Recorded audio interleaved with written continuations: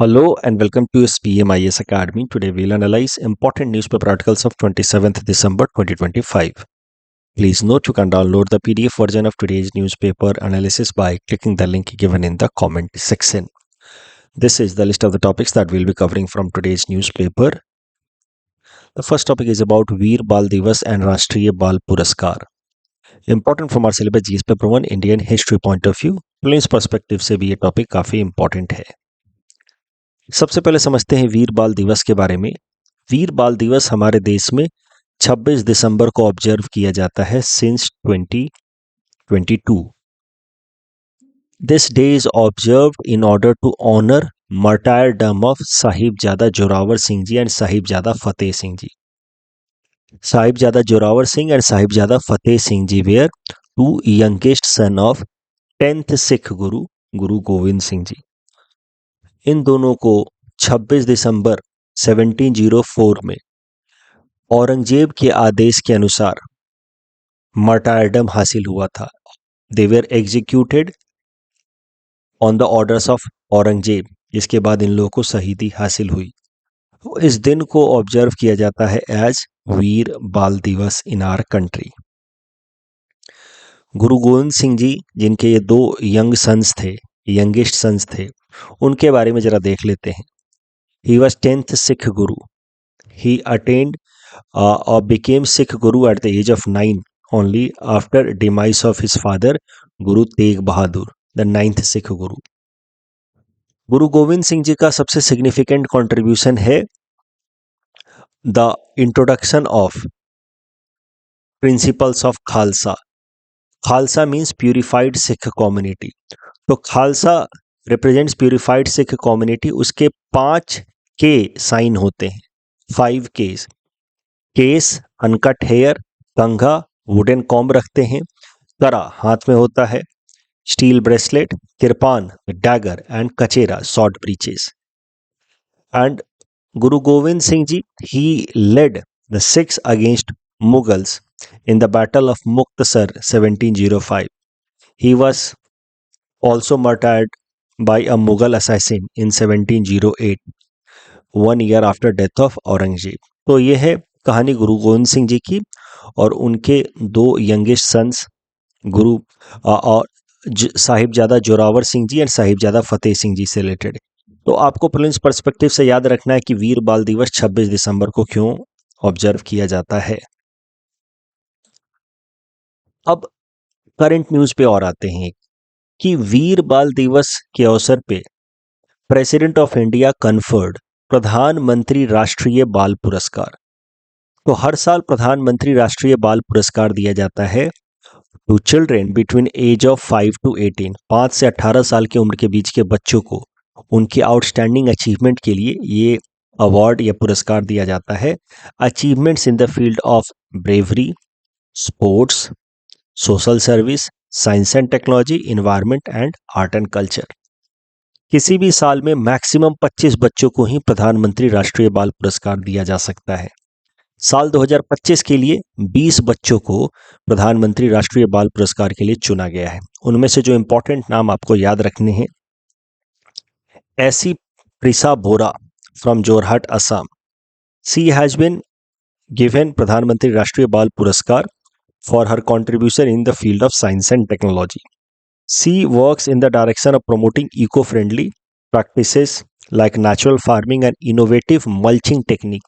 Mulching technique आपने geography में या इन्वायरमेंट के क्लासेज में जरूर सीखा होगा, जहाँ पे सॉइल को कवर किया जाता है विथ हेल्प ऑफ ग्रासेस या एनीथिंग एल्स, जिससे सॉइल की मॉइस्चर लॉस को प्रिवेंट किया जा सके।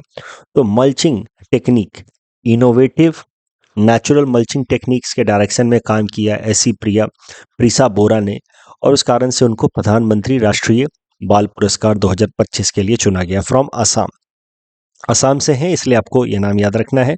उसके अलावा नॉर्थ ईस्ट से एक और नाम है, Esther Lalduhawmi Namte from Mizoram, selected for art and culture field, singing. She is known for singing patriotic songs.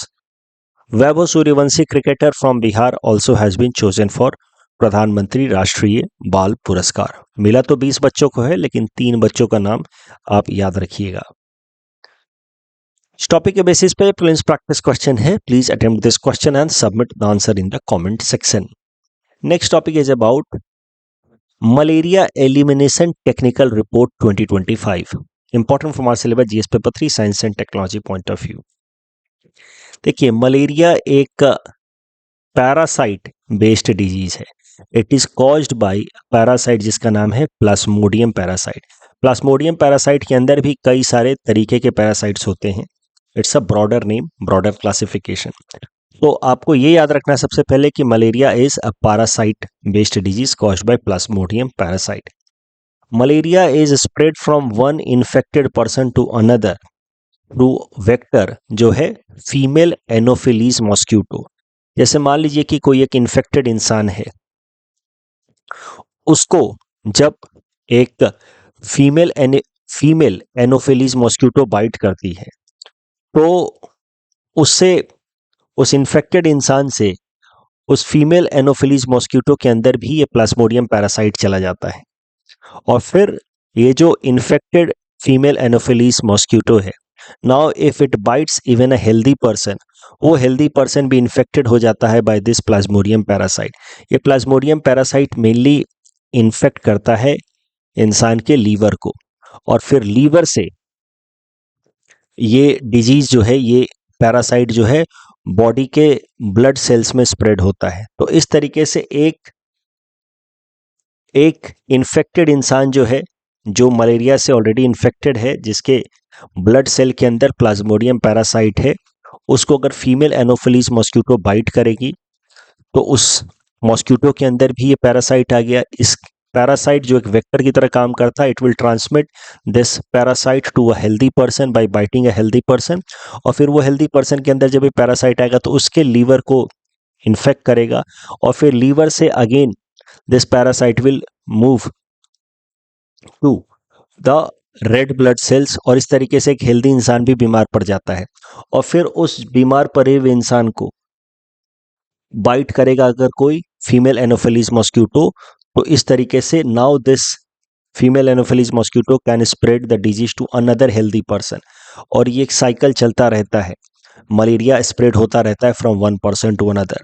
ये जो फीमेल एनोफिलीज मॉस्क्यूटो है, which acts as a vector for spreading malaria disease, it is known as night biting mosquito because it mainly bites during the night time. Malaria के symptoms है जैसे fever with chills, headache, sweating, fatigue, nausea, enlarged spleen, and malaria in some severe cases can also become fatal, death भी हो सकती है। भारत ने एक target रखा है खुद के लिए, मिनिस्ट्री ऑफ हेल्थ ने एक टारगेट रखा है national strategic plan for malaria elimination, जिसके अंतर्गत लक्ष्य है कि 2030 तक भारत से मलेरिया को पूरी तरह से खत्म कर देना है। भारत में मलेरिया के केसेस एंड डेथ्स 0 करने हैं। That is the target. अब कंसर्न ये है कि एक नए तरीके का मॉस्क्यूटो देखा जा रहा है, जिसका नाम है anopheles stephensi. This anopheles stephensi is not native to India. ये साउथ एशिया के कुछ बाकी देशों में पाया जाता रहा है, जैसे पाकिस्तान वगैरह में या अरेबियन पेनिनसुला में पाया जाता रहा है, but it has been not native to India. It is being classified as invasive species in India. This Anopheles stephensi these days is found to be spreading malaria, यानी कि the Plasmodium parasite which causes malaria in urban areas like Delhi. तो ये एक matter of concern है. Female anopheles mosquito तो है ही malaria का vector, एक नया मॉस्क्यूटो भी देखने को मिल रहा है, anopheles स्टेफेंसी. It is an invasive mosquito species for India and it has been found spreading malaria at a very fast pace in Indian metro cities like Delhi. और इस कारण से जो भारत का लक्ष्य है ऑफ एलिमिनेटिंग मलेरिया बाय 2030, वो लक्ष्य को अब एक खतरा है. शायद से ये लक्ष्य ना हासिल हो पाए क्योंकि this anopheles stephensi mosquito is spreading malaria at a very fast pace. यही हाल फिलहाल में एक रिपोर्ट में पब्लिश हुआ है। मिनिस्ट्री ऑफ हेल्थ अफेयर्स ने ये रिपोर्ट पब्लिश किया जिसका नाम है मलेरिया एलिमिनेशन टेक्निकल रिपोर्ट 2025, जिसमें कहा गया है कि the target of eliminating malaria by 2030 is under serious threat because of anopheles stephensi. ये जो एनोफिलीज स्टेफेंसी है it thrives in urban settings mainly, जहाँ पे कोई टैंक खाली छोड़ दिया हमने, टायर खाली छोड़ दिया जिसमें पानी भर जाता है, तो जहाँ पे भी थोड़ा बहुत वाटर लॉगिंग होता है वहाँ पे ये एनोफिलीज स्टेफेंसी ब्रीड करते हैं।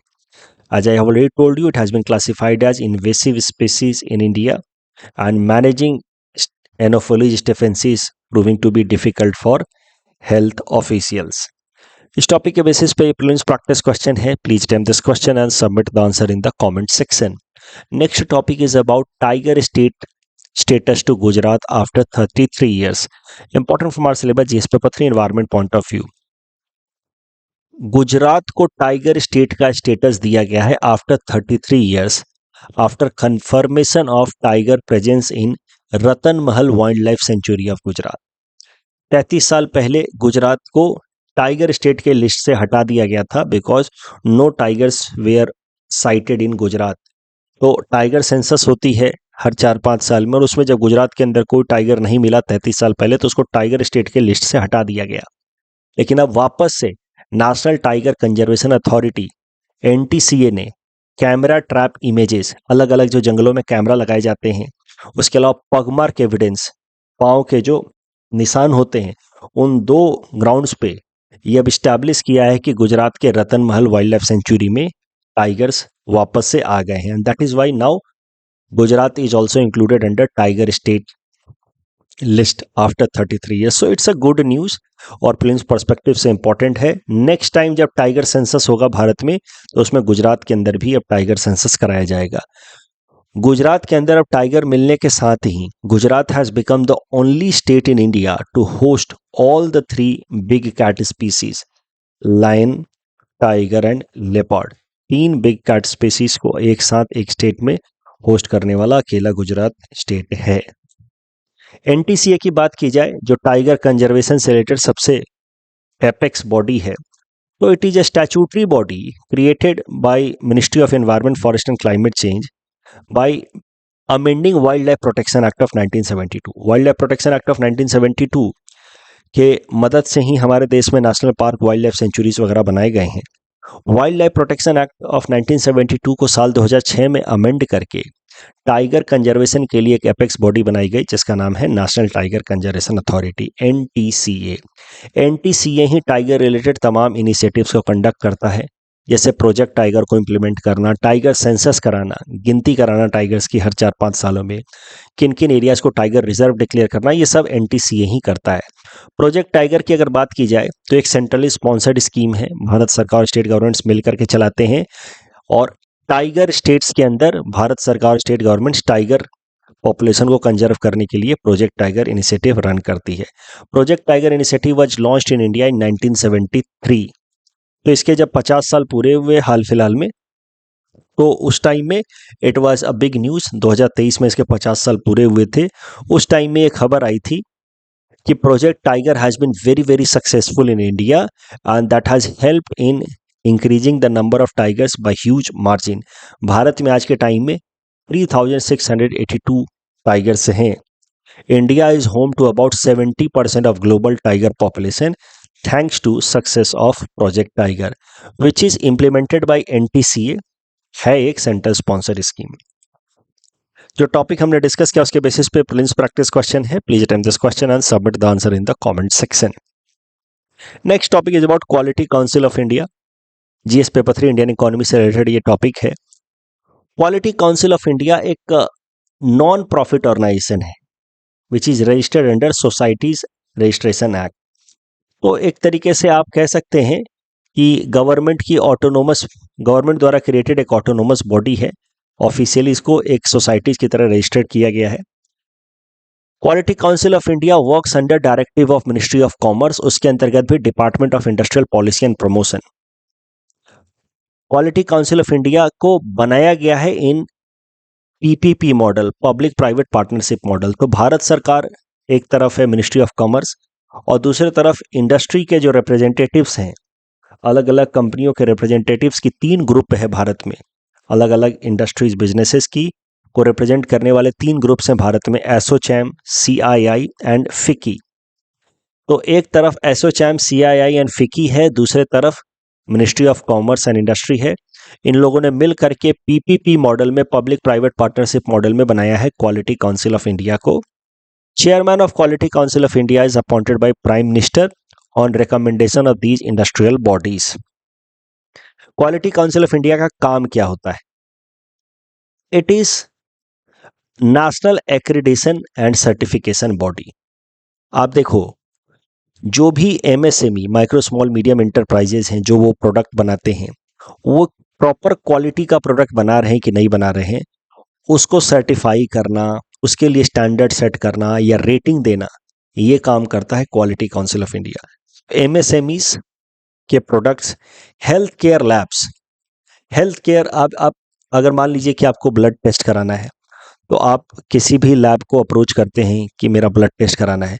आपको ध्यान रखना चाहिए कि वो lab quality council of India द्वारा एक्रेडिटेड है कि नहीं। क्वालिटी काउंसिल ऑफ इंडिया की अपनी कई सारे अलग अलग एक्रेडिशन बॉडीज हैं। जैसे ये तो क्वालिटी काउंसिल ऑफ इंडिया तो एपेक्स बॉडी हो गई, इसके अंदर कई सारे बाकी छोटे छोटे इंस्टीट्यूट्स हैं या एसोसिएटेड लैबोरेटरीज हैं, जैसे NABL, national accreditation board for testing and calibration laboratories. तो जितने भी ये जो health related, health checkup related labs होते हैं ना, वो अच्छे हैं या नहीं, प्रॉपर रेटिंग वाले हैं कि नहीं, उसके लिए आपको देखना चाहिए कि उस पर एनएबीएल एक्रेडिशन है कि नहीं। तो जैसे अब मेरा कोई इंटेंशन किसी भी पर्टिकुलर क्लिनिक को प्रमोट करना नहीं है, ये इमेज मैंने बस इसलिए दिया है ताकि आपको समझा सकूं कि आप जब भी अपना हेल्थ सैंपल दें किसी भी लैब को टेस्टिंग के लिए, तो एक बार जरूर देख लीजिए कि whether that lab is NABL accredited और not. NABL is a body which functions under quality council of India. Quality council of India का काम है ओवरऑल एमएसएमईज या बाकी इंडस्ट्रीज के प्रोडक्ट एंड सर्विसेज का रेटिंग देखना, उनको क्रेडिट देना, सर्टिफिकेशन देना, हेल्थ केयर लैब्स को सर्टिफिकेशन देना। हेल्थ केयर इंस्टीट्यूशन जैसे कि हॉस्पिटल्स वगैरह हैं, लैब्स के लिए होता है एनएबीएल एक्रेडिशन, हॉस्पिटल्स के लिए होता है एनएबीएच एक्रेडिशन। उसके अलावा एजुकेशन एंड ट्रेनिंग सेंटर्स के लिए होता है एनएबीटी एक्रेडिशन। तो ये सब आपको देखना चाहिए। अगर आप देख रहे हैं, आप अगर अपना कोई भी सर्विस अवेल करने जा रहे हैं, हॉस्पिटल जा रहे हैं, तो देखें कि एनएबीएच एक्रेडिटेड है कि नहीं। लैब में जा रहे हैं हेल्थ सैंपल्स देने के लिए, एनएबीएल एक्रेडिटेड है कि नहीं। मान लीजिए कोई ट्रेनिंग इंस्टीट्यूशन में जा रहे हैं, एयर होस्टेस ट्रेनिंग इंस्टीट्यूशन, ये वो, तो वहाँ पे आप देखिए कि एनएबीटी एक्रेडिटेड है कि नहीं। किसी स्किल डेवलपमेंट सेंटर पे जा रहे हैं, तो आप देखिए कि एनएबीटी एक्रेडिटेड है कि नहीं। तो ये सब काम होता है क्वालिटी काउंसिल ऑफ इंडिया का। I just hope you are understanding. It's a bigger institution created under PPP model. इस इंस्टीट्यूशन के अंदर कई सारे लैब्स वगैरह हैं या इंस्टीट्यूशंस हैं जो अलग अलग सेगमेंट में रेटिंग, एक्रेडिशन, सर्टिफिकेशन का काम करते हैं। NABL, NABH, NABET are the important accreditation boards working under Quality Council of India. Quality council of India ने कुछ मेजर इनिशिएटिव्स भी लॉन्च किए थे। जैसे एमएसएमई के लिए क्वालिटी काउंसिल ऑफ इंडिया लेकर के आई थी Z scheme, zero defect zero effect scheme. Z scheme में मेनली एम है कि जो भी एमएसएमई के जो प्रोडक्ट्स होंगे उसमें कोई डिफेक्टिव पीसेज ना हो और उसका इन्वायरमेंट पे कोई इफेक्ट ना हो। So that combinedly is known as zero defect zero effect scheme, Z scheme for MSME, जो लेकर के आया था क्वालिटी काउंसिल ऑफ इंडिया। इसके अंतर्गत quality council of India encourage करता है, सपोर्ट करता है, ट्रेनिंग देता है, हैंड होल्डिंग सपोर्ट देता है एमएसएमईज को, ताकि उनके जो प्रोडक्ट हैं वो जीरो डिफेक्ट और जीरो इफेक्ट वाले स्टैंडर्ड को मीट कर पाए। उसके अलावा आयुष मार्क या योगा सर्टिफिकेशन भी देता है quality council of India. Quality council of India is in the process of bringing a comprehensive set of quality reforms in the healthcare, lab, MSME and manufacturing sector. That is why it was in news. Quality council of India पे UPSC ने एक प्रश्न पूछा था prelims में 2017 में। आप इस क्वेश्चन को अटेम्प्ट कर सकते हैं and you can submit the answer in the comment section. आज मैंने कोई मेंस क्वेश्चन नहीं दिया है प्रैक्टिस के लिए, वैसे भी सैटरडे है आज, सब लोग न्यू ईयर के मूड में भी जा रहे हैं, तो बहुत ज़्यादा आपको वर्कलोड देने के बजाय मैंने सोचा कि आज मेंस क्वेश्चन नहीं देता हूं, आप रिलैक्स रहिए, ठीक है। कल जो हमने प्रैक्टिस क्वेश्चन देखे थे गियास से रिलेटेड, दोनों स्टेटमेंट सही हैं। यहाँ बस अग्नि इज रॉन्गली मैच्ड, बाकी तीनों सही हैं। अरिहंत क्लास में all the 3 statements are correct. Arihant class submarine के लिए ये तो सीधा जवाब होगा option C. That's all from our side for today. Thanks for watching.